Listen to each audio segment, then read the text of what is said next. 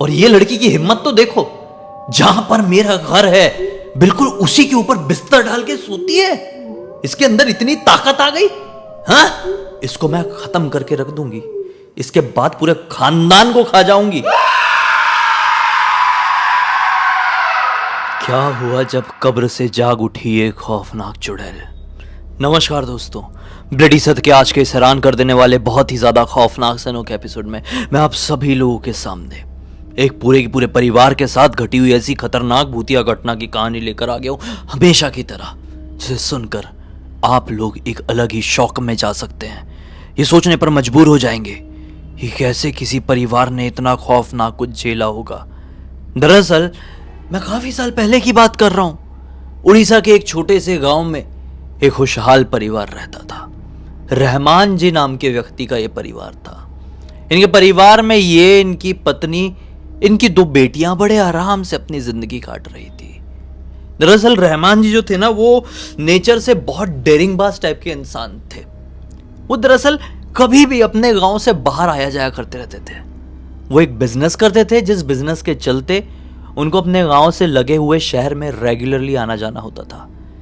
एक बार की बात है भाई, ऐसे ही वो एक काम के चलते शाम के वक्त अपने घर से कहीं जा रहे थे।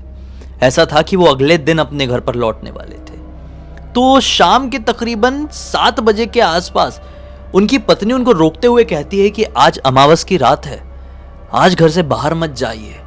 कुछ दिनों से गांव के लोग गांव के बारे में बहुत उल्टी सीधी बात कर रहे हैं। लोग कहते हैं कि जो गांव से बाहर निकलने वाला रास्ता है, वहां पर लोगों को आत्माएं, चुड़ैले, भूत, पिशाच ये सब दिखाई देते हैं। इन्होंने बोले कि अरे ऐसे कोई भूत ऐसे सामने नहीं आ जाते हैं डायरेक्टली, और अगर हमारे सामने आ भी गए तो हमसे उलझना पड़ेगा उनको।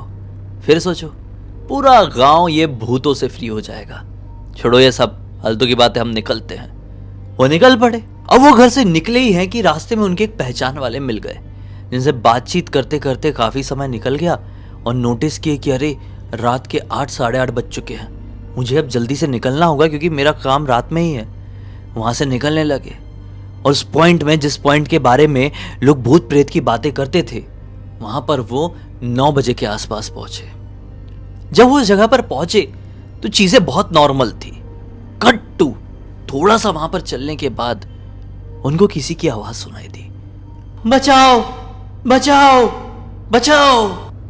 एक बहुत दर्द भरी आवाज। एक औरत चिल्ला रही थी। ऐसा लग रहा था कि वो किसी बड़ी मुसीबत में है। उस जगह पर चलते चलते रुक गए और इधर उधर देखने लगे कि कहां से इतनी रात गए कोई औरत के चिल्लाने की आवाज सुनाई दे रही है।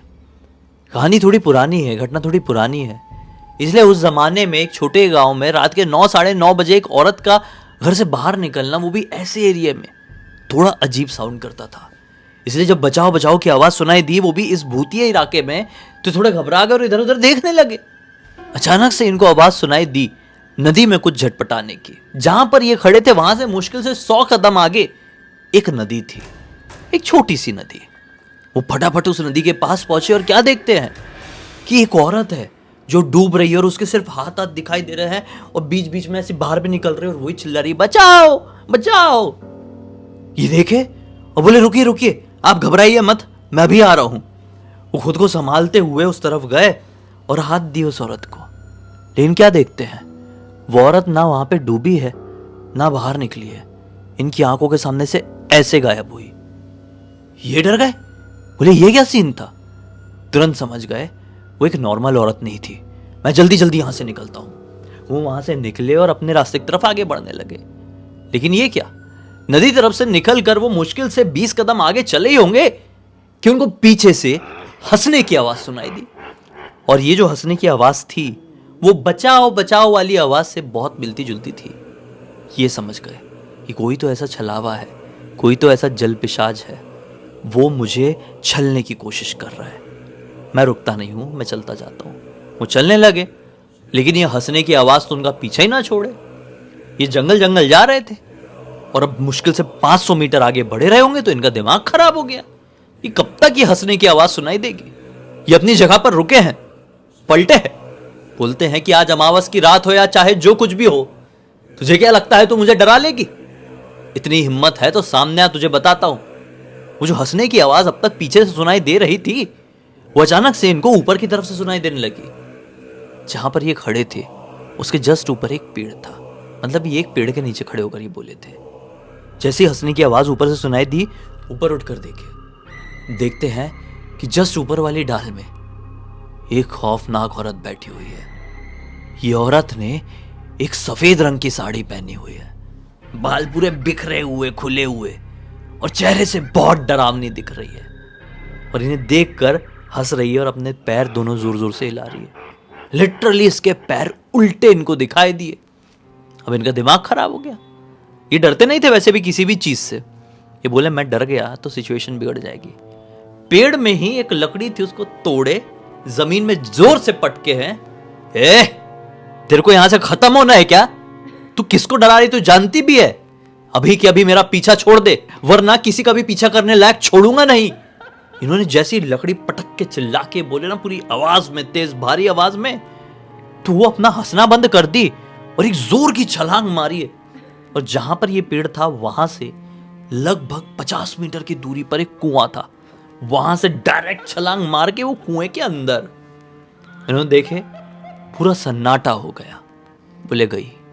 और ये वहां से अब जल्दी जल्दी जल्दी जल्दी अपने शहर की तरफ निकल गए।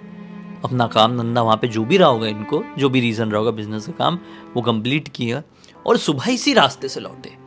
और ये रास्ता पहले के मुकाबले ज्यादा नॉर्मल समझ में आ रहा था। हम घर आए हैं, मुंह हाथ धोए, खाना वाना खाने बैठे, खाना खा के उठे कि अंदर से इनको इनकी छोटी वाली लड़की की जोर जोर से चिल्लाने की आवाज सुनाई दी। ये घबरा गए, सबके सब घर वाले गए उस तरफ, तो देख रहे हैं कि वो जोर जोर से चिल्ला रही है और अपने बाल वाल नोच रही है, खींच रही है। इस लड़की की उम्र यही कोई 18-20 साल के आसपास की रही होगी। अपने पूरे बाल जोर जोर से नोच रही है, उखाड़ रही है, चिल्ला रही है, सर पीट रही है और अजीब सा ऐसा ऐसा ऐसा कर रही है। इसको देख के सब घबरा गए जैसे तैसे करके इसको संभाले हैं। थे ही कितने लोग घर में, रहमान जी, उनकी पत्नी और उनकी एक बेटी, बड़ी वाली। छोटी वाली बेटी जिसका नाम अंजुम था, वो पता नहीं ऐसा क्यों कर रही थी। जैसे तैसे करके उसको संभाले, उसके कमरे में लेके गए, लेकिन कमरे में भी कंट्रोल नहीं हो रही थी, तो उसको रस्सी वस्सी से बांध दी। बोले क्या मैटर है, कुछ समझ में नहीं आ रहा है। उसको बांधे हैं और वो थोड़ी देर में सो गई। बोले इसको थोड़ी देर देखते हैं, हो सकता है कोई मस्ती भी कर रही होगी, जागने देते हैं, अगर कुछ गड़बड़ होगा तो फिर किसी की मदद लेंगे। रात में वो जागी, लेकिन कब? जब सब सो गए। रात के 12:30-1 बजे के आसपास इसकी नींद खुली होगी। ये जो बंदी हुई थी, अपने आप को पता नहीं कैसे रस्सी वस्सी तोड़ डाली, कहां से इतनी ताकत आ गई, मोटी रस्सी से बांधे हुए थे इसके हाथ पैर दोनों। ये सब तोड़ ताड़ के वहां से निकली और अपने घर के किचन में पहुंची। घर में रखा हुआ था मटन, जिसको कल पकाना था, पका हुआ नहीं था, बकरे का मटन। ये गई और उसको कच्चा खाना शुरू कर दी। खाई और थोड़ा थोड़ा बचा होगा। और हैरान होने वाली बात यह है कि मटन की हड्डियां मोटी मोटी होती है, मैंने सुना। वो मोटी हड्डियां चबा चबा के खा भी ले रही थी। कोई इंसान के लिए ये पॉसिबल मुझे तो नहीं लगता है, क्योंकि मुझे एक्सपीरियंस नहीं है खाने का, लेकिन फिर भी ऐसा लग रहा है पॉसिबल तो नहीं है किसी के लिए। खा रही थी, उसको खा के खत्म हो गया होगा। तो बर्तन वर्तन जो रखे हुए थे ना, वो पटकने लगी जोर जोर से। जो मिट्टी विट्टी के बर्तन में फूट फाट गए। जो लोग सो रहे थे घर में, नींद खुल गई लोगों की। बोले क्या हो गया, क्या हो गया? बोले सब लोग भागते हुए किचन में पहुंचे तो देखे तो अंजुम है, ऐसी हरकत कर रही है, मटन वटन कच्चा चबा के खा गई है। मटन का थोड़ा खून भी टपका हुआ है, मुंह में लगा हुआ है। सबका दिमाग खराब हो गया। बोले लड़की को हो क्या गया है? अभी इतनी रात गई, किसकी मदद मांगे? फिर से इसको जैसे तैसे करके पकड़ के लेके जा रहे हैं, लेकिन ये एक एक बार में सबको पटक दे रही है। अपनी बूढ़ी माँ को पटक दी, चोट आ गई। अपने पिताजी को भी पटकी, लेकिन वो तो थोड़े स्ट्रांग मैन थे तो उनको उतना कुछ नहीं हुआ। बहन को, बड़ी बहन को 2 लाफे मार दी, वो भी बेचारी साइड में जाके गिर गई। अब इसको जैसे तैसे करके बंद किए हैं, दुआ हुआ पढ़ के, दुआ हुआ पढ़े इसके सामने लगातार बहुत देर तक, और फिर इसको बंद किए इसे कमरे में और डिस्कस किए हैं कि इस चीज का तो वो निकालना ही पड़ेगा भाई, क्या कर सकते हैं। तो अंजुम की माता जी इनके पिताजी से कहती है, रहमान जी से, ये काम करना, सुबह आलिम जी को घर पर बुलाकर लेकर आओ। अब वही है जो हमें इस मुसीबत से बाहर निकाल सकते हैं। कुछ भी समझ में नहीं आ रहा है, आलिम जी ही ये बता पाएंगे। अगले दिन निकला, 5-6 बजे के आसपास ही वो आलिम जी के घर पर पहुंचे और सारी बात बताएं। आलिम जी ने बोले कि ठीक है, हम आपके घर पर चलते हैं। घर पर आए हैं और घर पर आने के बाद उसको सामने लाए अंजुम को बांध के उनकी जो भी रही होगी दुआ पढ़ने की, जो भी अपने हिसाब से किए होंगे वो किए हैं। उसके बाद एक नींबू उठाए, नींबू को उठाकर अपने मुंह में रखे और एक बार में खच से उसको आधा काट डाले। वो जो आधा नींबू बाहर निकला, आधा तो थूक दिए साइड में, लेकिन जो कटा हुआ बाहर निकला उनके मुंह से, वो पूरा काला नींबू था, काला सड़ा हुआ अंदर से। और फिर उसको खोल खाल के दिखाया, बोले ये तो नींबू सड़ा है और ये तो आप नहीं लाए थे। तो रहमान जी ने बोले कि हाँ ये तो हमारे घर का नींबू और ये बाहर से दिखने में सड़ा नहीं लग रहा था। बोले बिल्कुल इस लड़की की तरह ही, ये लड़की जैसे बाहर से दिखने में पूरी तरह से नॉर्मल है, अंदर से सड़ रही है, बर्बाद होती जा रही है, वो इसे नहीं छोड़ेगी। फिर उसे सामने बैठाए, फिर अपनी जो भी उनकी ताकत रही होगी उससे उसको कंट्रोल किए और अब बुलवाने की कोशिश की। बोले बता तू कौन है और इस लड़की को क्यों परेशान कर रही है बिना मतलब के, बेचारी मासूम सी लड़की अपने घर पे रहती है, घर का काम करती है, माँ बाप का ध्यान रखती है, तू कौन? वो बोलती है कि मैं इसी घर में रह रही थी ना जाने कितने सालों से, ये लोग पता नहीं कहां से आए और मेरे घर को अपना घर बनाने लगे। और ये लड़की की हिम्मत तो देखो, जहां पर मेरा घर है बिल्कुल उसी के ऊपर बिस्तर डाल के सोती है।